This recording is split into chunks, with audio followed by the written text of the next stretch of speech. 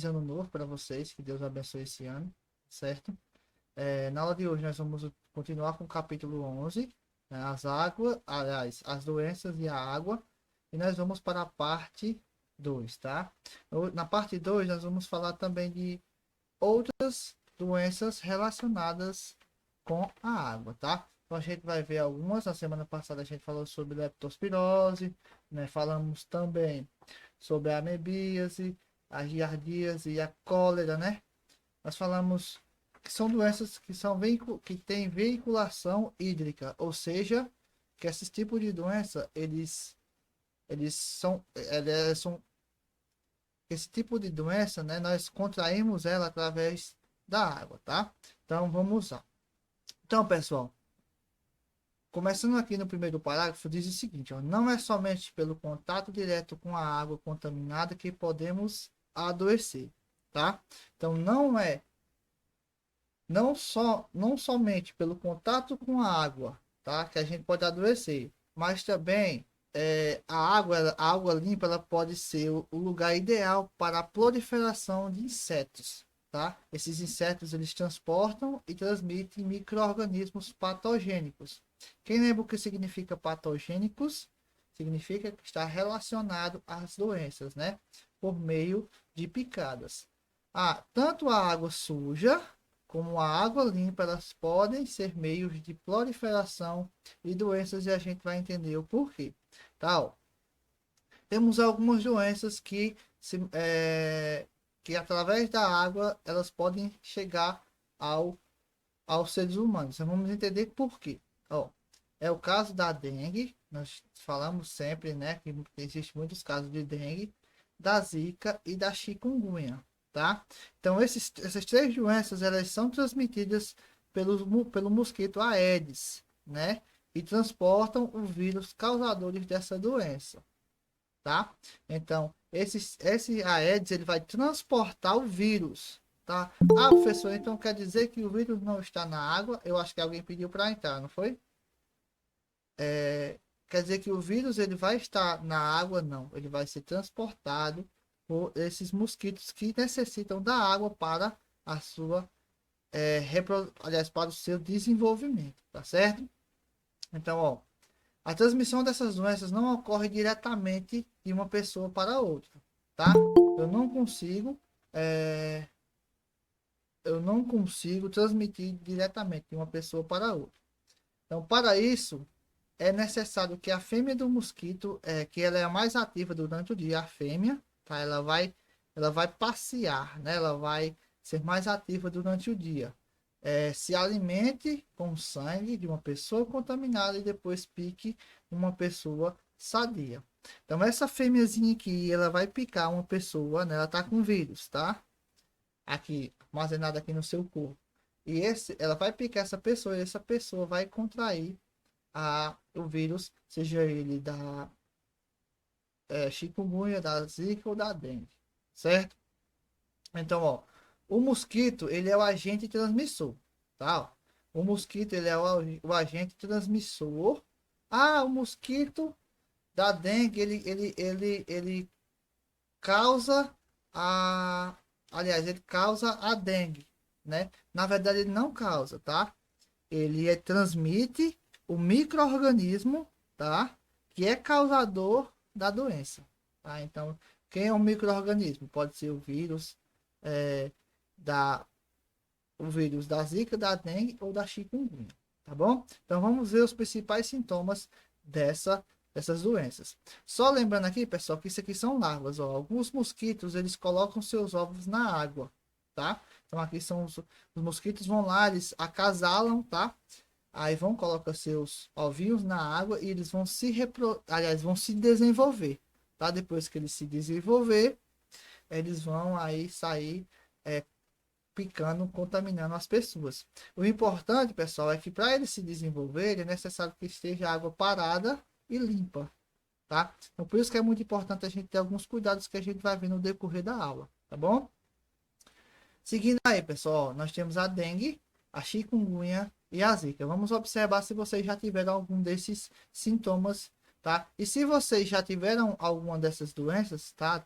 Tanto a dengue como a chikungunya como a zika, vocês observem os sintomas, tá bom? Ó, a pessoa com dengue, ela apresenta febre alta, tá? Erupção e coceira na pele, dor de cabeça, no corpo, nas articulações e nos fundos dos olhos. Esses aqui são os principais sintomas. Então, ó, podem perder peso, ocorrer náuseas e vômitos. Também são sintomas muito comuns também esses três que a gente citou. Então, a dengue, pessoal, ela pode se agravar quando uma pessoa já teve a doença e é picada novamente pelo mosquito transmissor infectado. Então, nesse caso, ela pode apresentar sangramentos, hemorragia em vários órgãos, diarreia e vômito. E a dengue hemorrágica, muito mais grave, pode levar à morte. Então, em qualquer situação, é importante ter acompanhamento médico para indicar o tratamento correto, pois se isso pode ser fatal. Pode ser fatal. Então, pessoal, essa doença ela pode ser assintomática. Vocês viram os sintomas dessa dengue, mas ela pode ser assintomática. O que é uma doença assintomática? É que você é portador do vírus, mas você não vai manifestar nenhuma desses sintomas, tá? Eu fui picado pelo mosquito Aedes, né? Fui picado pelo mosquito Aedes e não apresentei nenhum desses sintomas, tá bom? Então vocês podem observar aqui, ó, assintomático. Então vocês já ouviram falar muito. Nisso eu falei na aula passada. Então, ó, chikungunya. Então, os principais sintomas são a febre alta, dores intensas nas articulações dos pés e das mãos, além de dedos, tornozelos e pulsos, que podem permanecer por longos períodos. Podem ocorrer ainda dor de cabeça nos músculos e manchas vermelhas na pele, tá? Não é possível ter a chikungunya mais de uma vez. Depois de infectada, a pessoa fica imune pelo resto da vida. Cerca de 30% dos casos não apresentam sintomas. Ou seja, quando você é picado pela chikungunya, seu corpo ele produz anticorpos, né, que vai fazer com que você não consiga mais ficar doente. Por quê?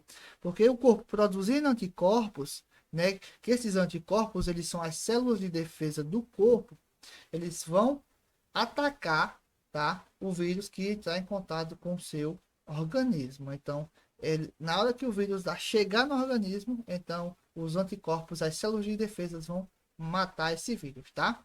Então, ó, Zika. Os principais sintomas são a dor de cabeça, febre baixa, dores leves nas articulações, manchas vermelhas na pele, coceira, vermelhidão nos olhos. Então, os sintomas menos frequentes são inchaço no corpo, dor de garganta, tosse e vômitos.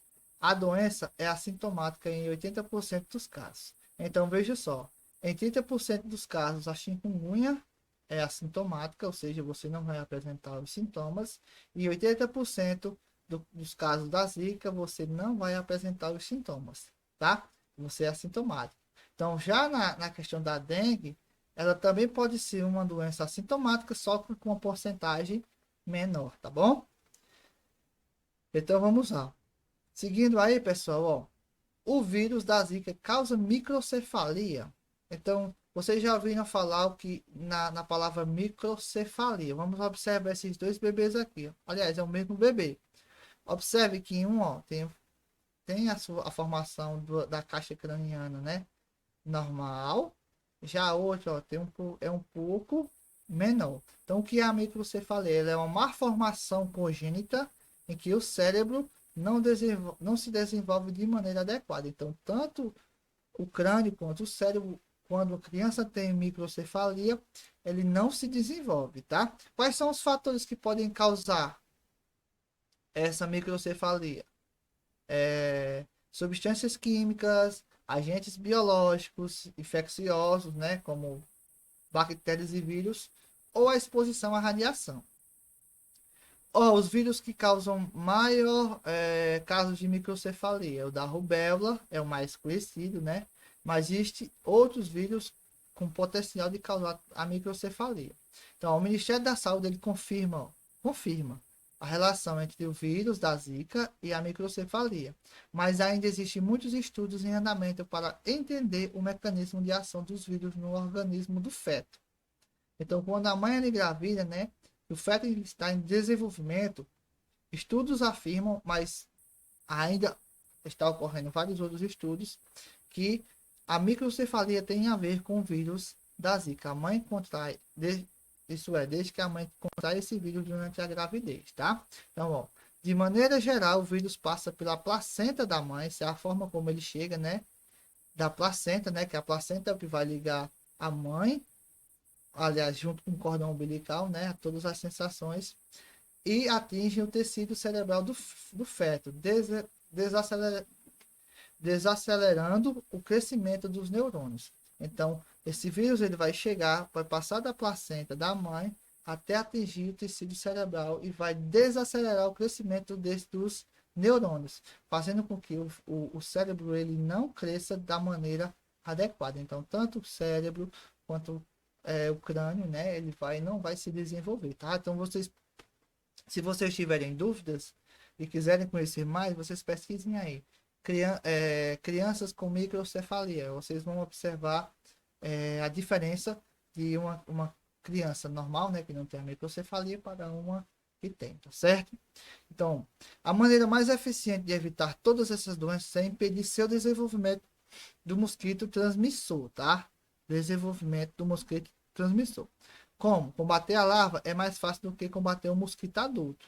Isso é verdade. Então, lembre-se de que a dengue, a zika ou a chikungunya só são transmitidas pela picada do mosquito. Se não há larva para se desenvolver, não haverá também nenhum mosquito, né? Então, não vai existir as doenças. Se não houver larva, não haverá mosquito e não haverá doenças. Então, aqui embaixo, pessoal, nós vamos ver alguns exemplos, né, de atitudes que nós podemos fazer para evitar, né, que esses mosquitos eles se desenvolvam, tá certo? Então, vamos lá. Então, ó, nós devemos manter a caixa d'água, né, sempre fechada com tampa. Acho que vocês já ouviram falar alguns comerciais, algumas propagandas que explicavam um pouquinho do que a gente deve fazer, né, para tentar combater essas doenças, tá certo? Remover galhos, aliás, folhas, galhos e tudo que possa impedir a água de correr pelas calhas, né? Muitas casas têm essas calhazinhas.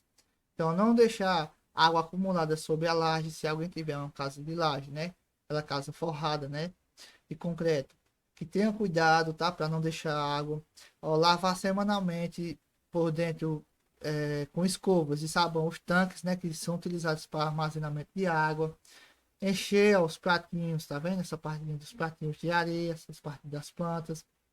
Manter os sacos de lixo sempre fechados, tanto também os reservatórios que vocês colocam lixo, as garrafas viradas, né, de cabeça para baixo, e os pneus, né, os pneus velhos devem ser entregues aos serviços de limpeza urbana. Se não tiver, vocês podem procurar outras maneiras de utilizar. Por exemplo, vocês podem fazer proteções para as plantas, né?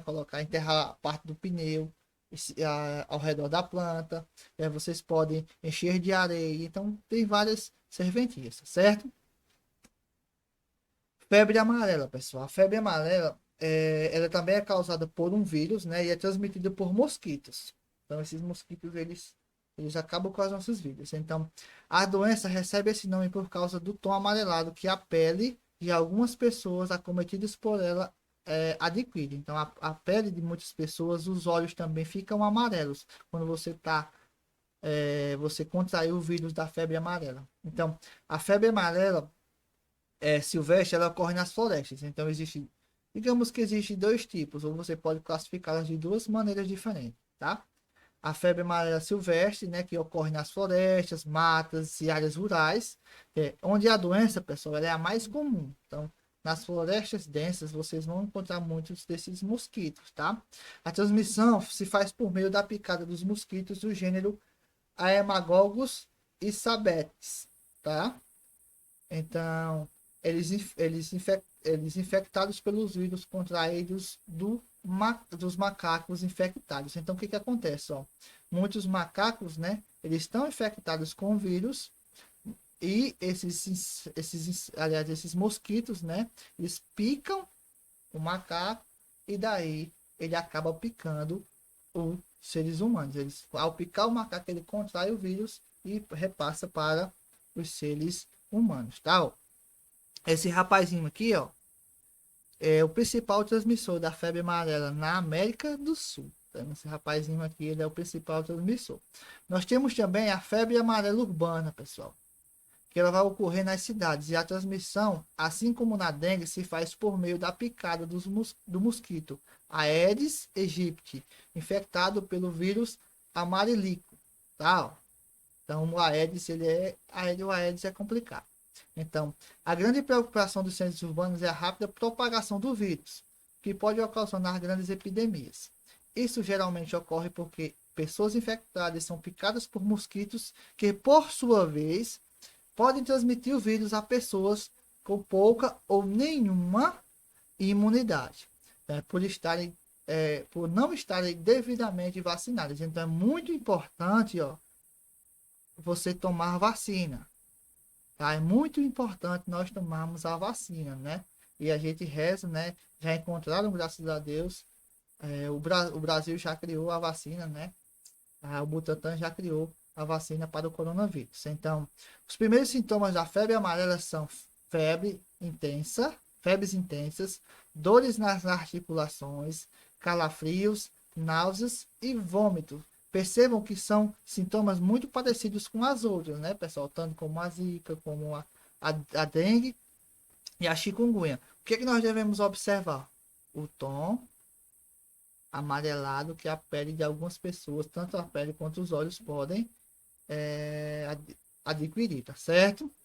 Então, ó, com a evolução da doença, pessoal, tanto o fígado como os rins podem ser comprometidos, tá? Além disso, podem ocorrer hemorragias, sangramentos, né, que devem ser tratados imediatamente, pois podem provocar a morte. Então, portanto, a vacinação é o meio mais importante para evitar a febre amarela. A vacina contra a febre amarela pode ser encontrada nos postos de saúde, tá vendo aí? Mais uma vez a importância da vacina. Então, no Brasil, não havia registro de surto de febre amarela urbana há muitos anos, apenas casos isolados em áreas rurais. Ela ocorre com mais frequência em regiões de floresta e mata densa, tá? Então, observe que em regiões onde tem florestas e mata densa, pessoal, essa febre amarela é mais comum, tá certo? Então vamos observar aqui, pessoal, ó. Vamos observar esse esquema aqui, ó. Várias são as estratégias empregadas pelos órgãos de saúde para proteger as pessoas contra os surtos de febre amarela. Quais são? Campanhas de vacinação infantil, né? Por isso que é importante mais uma vez a vacina.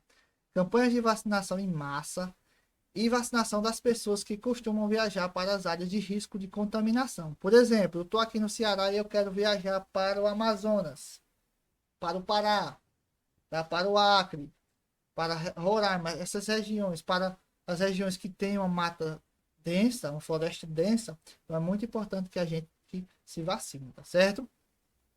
Além disso, pessoal, a prevenção para evitar a febre amarela deve ser feita da mesma forma descrita para a dengue, evitar a proliferação dos mosquitos.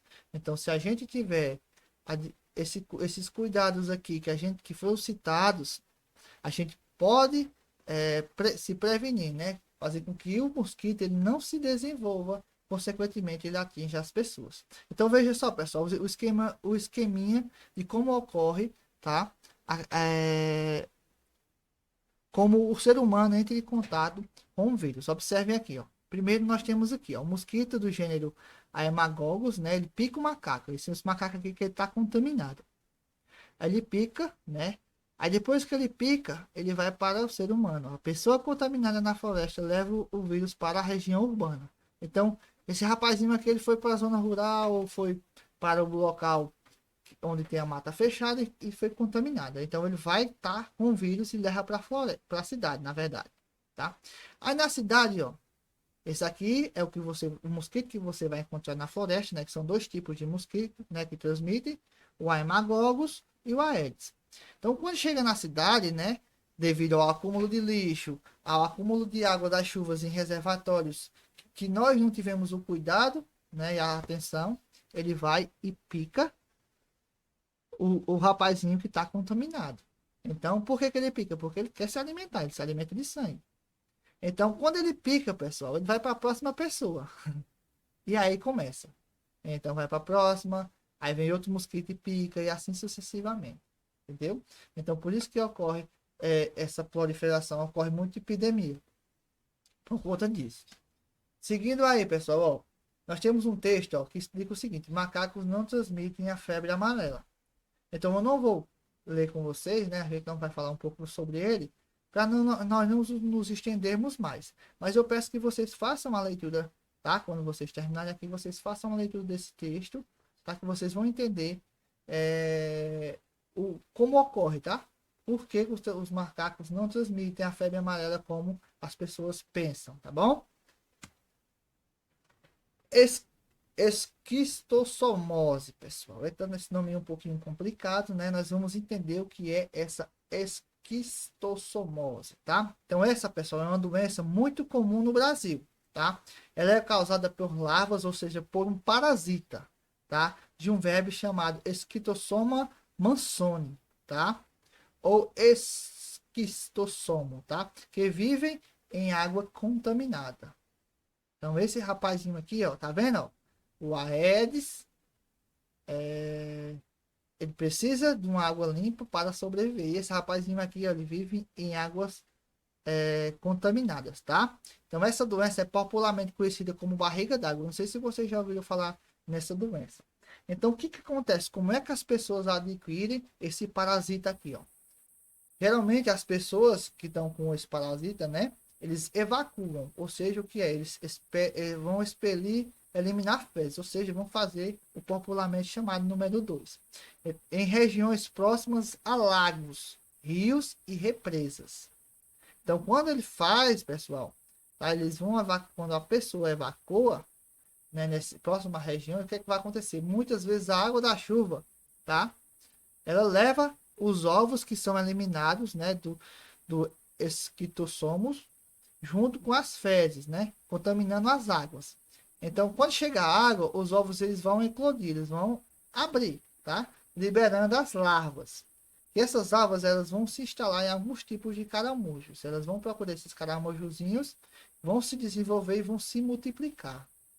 Então, quando essas larvas crescem, elas deixam o caramujo e vão viver livres na água. Então, a água lá fica contaminada. Tá? Quando as pessoas entram em contato com a água contaminada, as larvas elas podem penetrar a pele. Tá? E elas vão penetrar, começar a penetrar a pele e vai causar coceira no local. Então, ocasionando isso, eles vão entrar no corpo, tá certo? E as larvas elas vão migrar pelos vasos sanguíneos, elas vão entrar na corrente sanguínea e vão para o fígado e para o intestino, onde vão se reproduzir. Então, as fêmeas, elas depositam seus ovos no intestino, que são depositados e eliminados pelas fezes na pessoa, fechando o ciclo de vida do verme, tá? Então, vai ocasionar justamente isso, ó.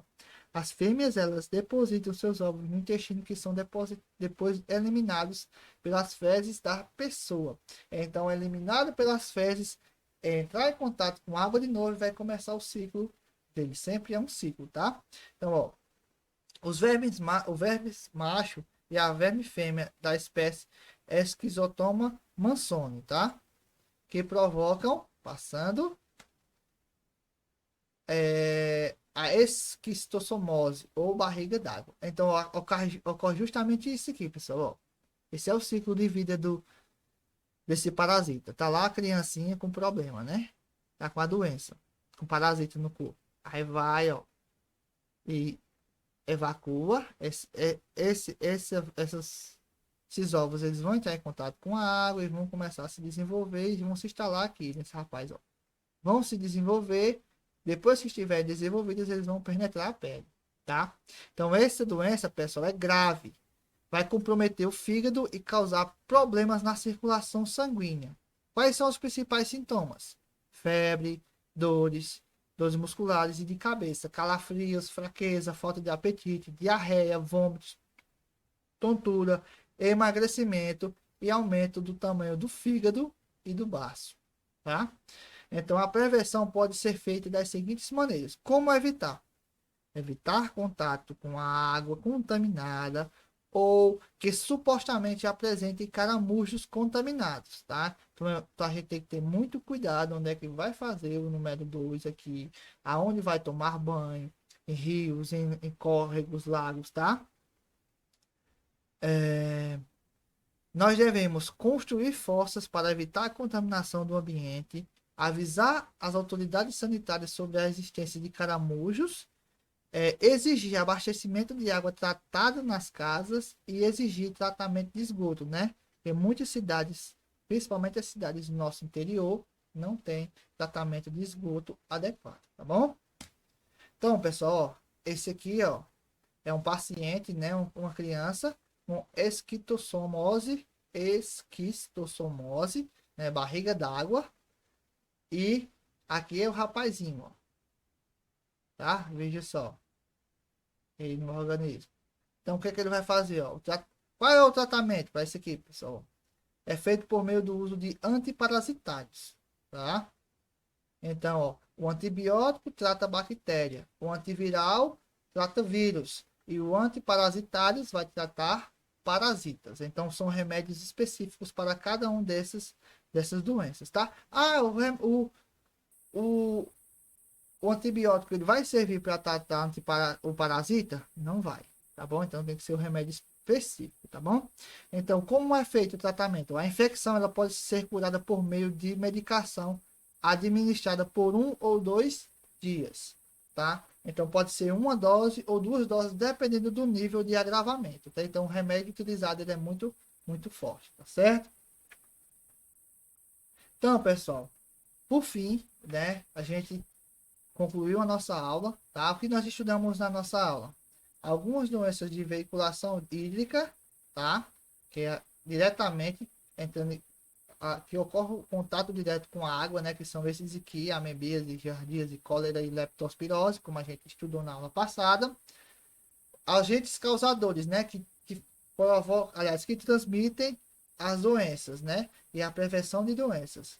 Quais são essas doenças que são transmitidas por agentes transmissores? Dengue, zika, chikungunya, febre amarela e esquistossomose, tá? Nós também estudamos a transmissão e prevenção, tá, pessoal? Então, espero que vocês tenham entendido, tá certo?